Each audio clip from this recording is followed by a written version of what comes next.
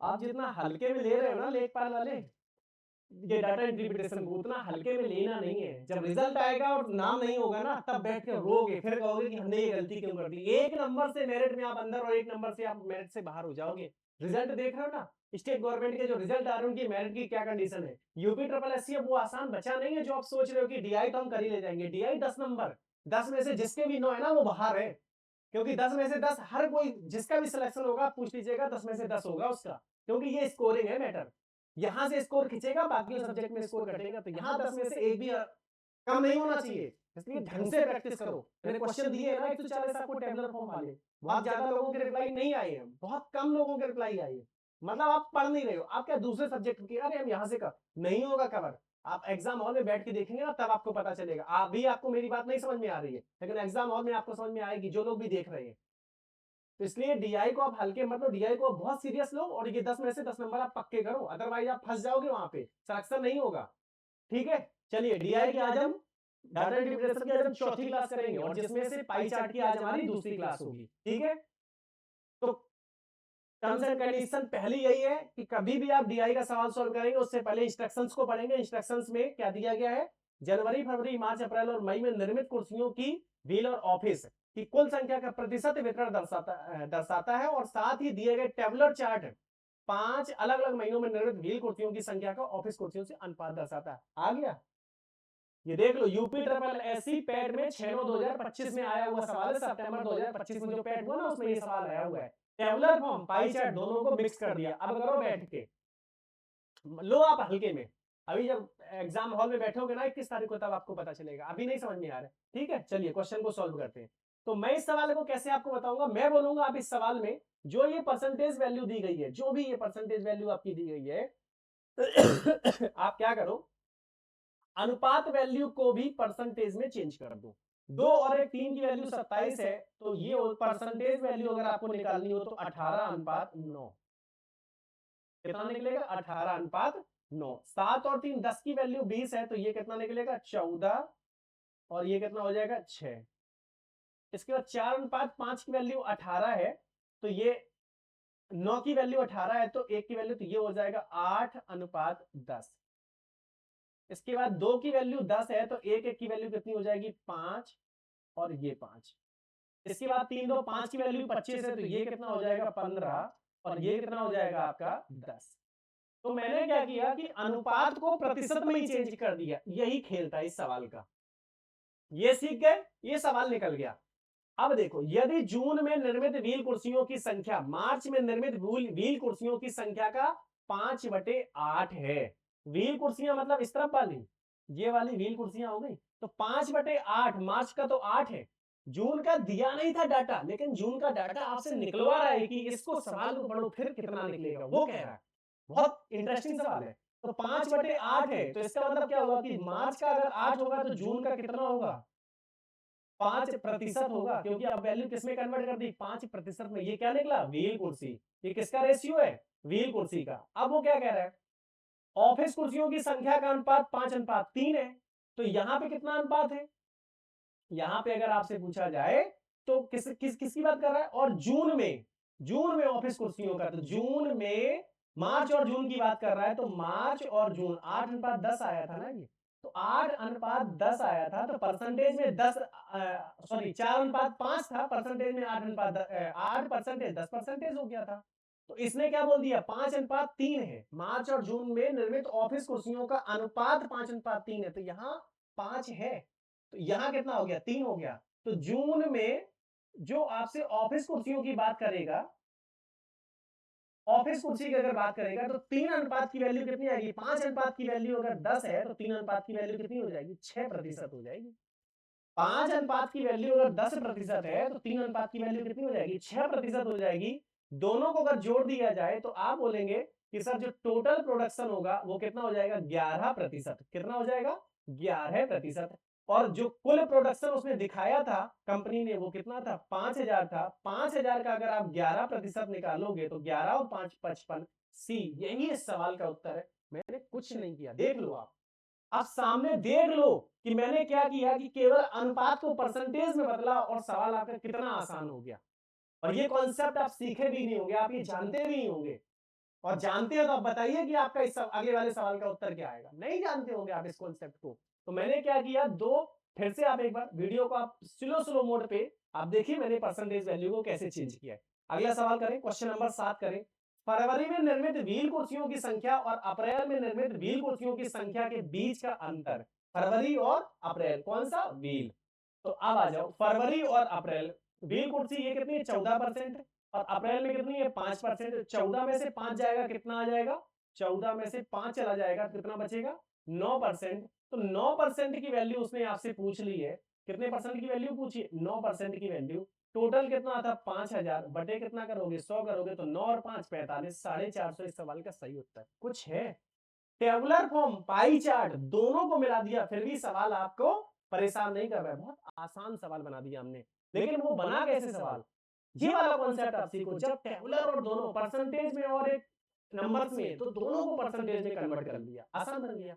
Approach समझ में आ गई ना, क्या अप्रोच लग रही? अगला क्वेश्चन देखें। मई में निर्मित व्हील कुर्सियों की संख्या और जनवरी में निर्मित ऑफिस कुर्सियों की संख्या का अनुपात क्या है? मई में किसकी पूछ रहा है? व्हील कुर्सी। मई में व्हील कुर्सी कहां है? व्हील मतलब इस तरफ वाली, मतलब 15%। इसके बाद वो क्या कह रहा है कि जनवरी में निर्मित ऑफिस कुर्सी, जनवरी में ऑफिस कहां है? इस तरफ 9%। अनुपात निकाल दो, 9%। तो परसेंटेज से परसेंटेज कट जाएगा, 3 और 5 15 और 3 3 9, 5:3 इस सवाल का सही उत्तर है। कितना आसान सवाल बन गया, देख रहे हो? फ्री के नंबर है ये। पाई चार्ट बहुत आसान होता है। टेबुलर फॉर्म से जो तालिका श्रेणी होती है ना, जो टेबल में जो आपका डाटा दिया जाता है, टेबुलर फॉर्म का जो डीआई होता है, उससे पाई चार्ट, जो पाई वाला जो ग्राफ वाला या पाई चार्ट वाला जो डीआई होता है, वो ज्यादा आसान होता है। अगला करें। अप्रैल में आप वीडियो को पॉज करके आप खुद से जरूर ट्राई करिएगा, इसके बाद आप मेरा देखिएगा। अगर आप पहले ही देख लेंगे तो फिर आप अपने से मेहनत नहीं करोगे, मेहनत नहीं करोगे तो आपको क्या मिलेगा? कुछ नहीं। तो पहले आप खुद से ट्राई करो। अप्रैल में निर्मित ऑफिस कुर्सियों की संख्या, फरवरी और अप्रैल में निर्मित कुर्सियों की संख्या के बीच का अंतर प्रतिशत पूछ लिया। अप्रैल में निर्मित ऑफिस कुर्सियां, ये रहा अप्रैल, और अप्रैल में ऑफिस कुर्सियां कितनी है? 5%। ठीक है। फिर वो कह रहा है कि फरवरी और अप्रैल में निर्मित कुर्सियों की कुल संख्या, फरवरी और अप्रैल 7, ये कितना हो गया? 20%। और अप्रैल ये कितना हो गया? 10%, 30%।